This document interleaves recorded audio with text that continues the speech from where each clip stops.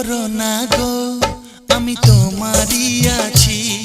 এ জীবন মরণে আমি তোমায় ভালোবাসি।